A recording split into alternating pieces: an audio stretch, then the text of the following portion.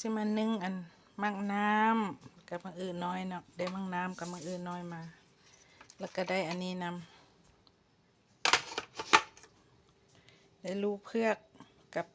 อันนี้กระเจ้าเอิ้นว่ามันแสงว่าซั่นแต่ข้อยก็ยังบ่เคยกินเนาะเดี๋ยวสินึ่งกันเด้อนึ่งมันสุกแล้วค่อยมาซิมน้ำกันเนาะก็สิเอาอันนี้ข้างหม้อนี่ก่อนนี่ข้างหม้อซิมสิเอาไปนึ่งเลยนึ่งใส่ถ่านพุ่นแหละติดเตาถ่านละแล้วก็เอาอันนี้ใส่อีกถ่านหนึ่งอันนี้ใส่ถึงซะมีมะอื้อหน่วยนึงเนาะไก่น้ำมังน้ำหมดนึ่งเอาธรรมดาเขาจะต้มเอาน้ำมังน้ำนี่แต่ว่าค่อยสินึ่งเอาใครเคยกินเนี่ยมันแสงว่าสั่นค่อยก็บ่เคยกินเนาะเห็นเขาเจ้าขายกันเลยบ่เขาจะเอามาส่งให้นึ่งกินลองเบิ่งกับลูกเพือกก็จงไว้ปลูกเนี่ยเนาะมันออกนอมันละนี่นะนี่เด้มันออกนอสิเอาไว้ปลูกลองเบิ่งเด้โลนึงก็ได้หลายอยู่แต่ค่อยสิเอาไว้ปลูกเด้นึ่งกินเด้ปลูกลองเบิ่งสิปลูกใส่อันโถลองเบิ่งใส่ยางตีนรถหั่นนะเอาดินทรายใส่แล้วก็ปลูกลองเบิ่งเนาะไปข้างนำกันบัดนี้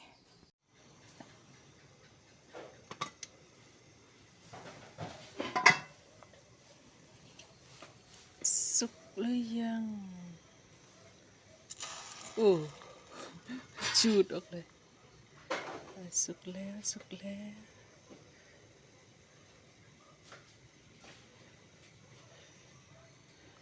สุกหรือยัง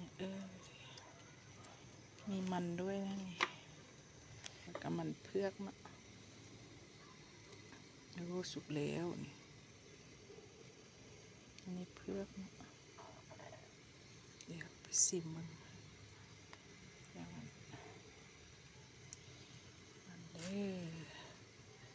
จะว่ามันแซงว่าสนยังบ่เคยกินจากเธอ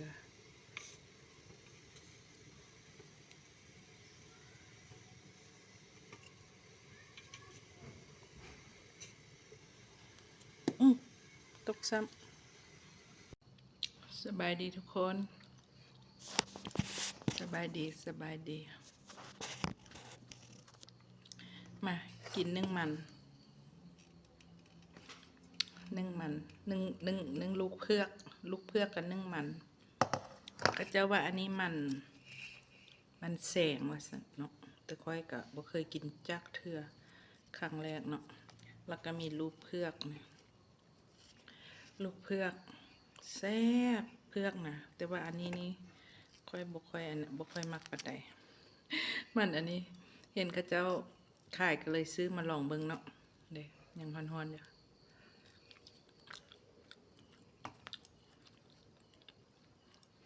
บ่เคยกินไว้มันอันนี้แต่ว่าสีสันมันเป็นตาแซ่บสีขาว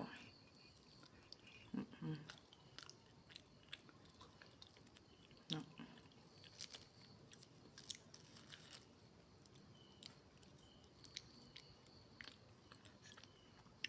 รสชาติมันจะอ้องเมือกจืด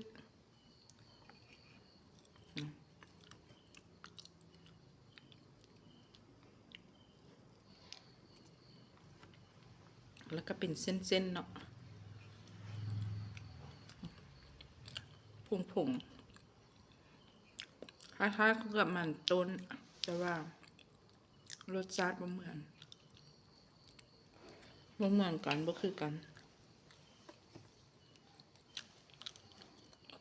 จะกระแซบไปอีกแบบหนึ่งแต่ว่าบ่ทอเพือกนี่